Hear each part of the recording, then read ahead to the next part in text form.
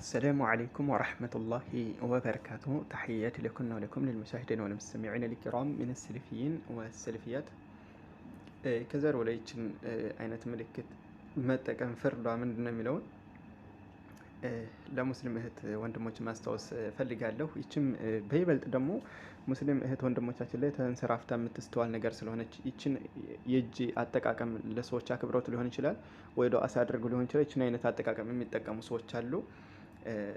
نلاحظ الزيغا هنا اسملكتو من الأخطاء المنتشرة بين المسلمين إذا كتب دعاء أو قال اللهم آمين استخدم هذا الرمز يجملكت متك مسوشال، وهذا خطأ لأن هذا الرمز هو رمز الديانة الهندوسية، وهذه بعض الصور للأصنام تملكتو الزيغا. هون هندويزم تقالاتشو هذا ايو سفر رجلا سياتشو مسلين ይሁን እንደዚህ ጌቶቻችን ብለው የሚያመልኳቸው ጣዖታት በዚህ ቅርጽ ነው ያስቀመጡት እጃቸውን እና እነሱም አምልኮትን ሲፈጽሙ ምናልባት አይታችኋቸው ከሆነ ሂንዱይዝም የሚባሉ ከብት ምናምን የሚያመልኩ ጣዖታት የሚያመልኩ እጃቸውን የዚህች አይነት አጠቃቀም ነው የሚጠቀሙት ማለት ነው። طيب ከዚህ አንግል ዑለሞች አስጠንቅቀዋል፣ ግን ብዙ ሰው ይችን ያረሳት ይመስለኛል ማለት ነው።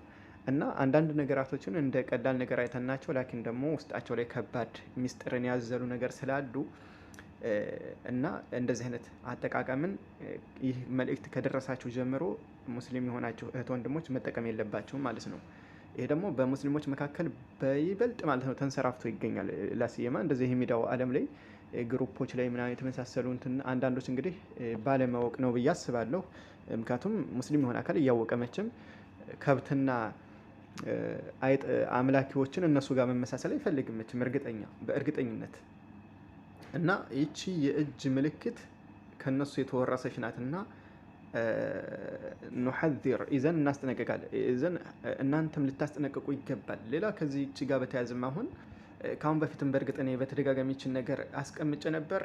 ብዙዎች አሁንም የዘነጓት የሆነች ውስጡ ላይ ኩፍር ያለበት ላኪን ቃላቱ ላይ ላው ላይ ተርኪዝ ባለማድረግ የሚከሰቱ ነገራቶች አሉ። እሱ ምንድነው? አጻጻፍ ላይ ኢንሻአላህ ብለን ስንጽፍ የምናበላሸው ትልቅ የሆነ ስህተት አለ።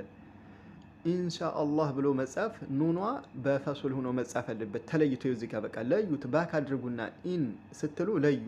ሻ የሚለው ለይታችሁ፣ አላህ የሚለው ለይታችሁ ባክ አድርጉ። መርሐባ።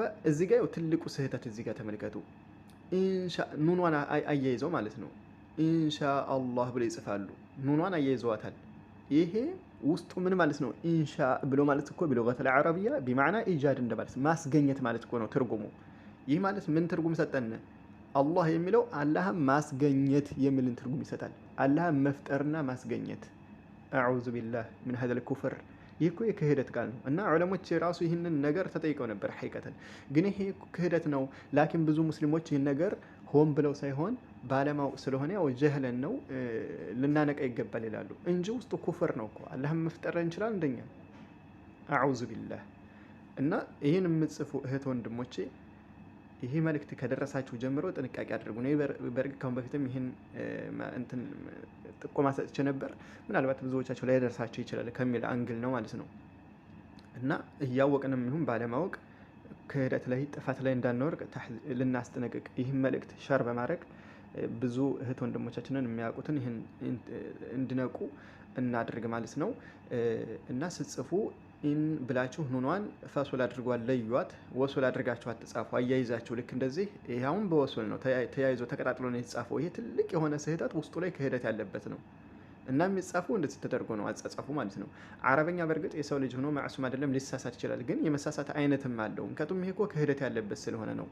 እና ሁለቱ አጻጻፉ የቱ ነው አልከች? ይሄ ነው ትክክለኛ አጻጻፍ። ይሄው በክብ እያሳየው ነው በፈሱል አድርጎ እና ወሱል ተደርጎ የሚጻፈው ውስጡ ላይ ክህደት ያለበት ነው።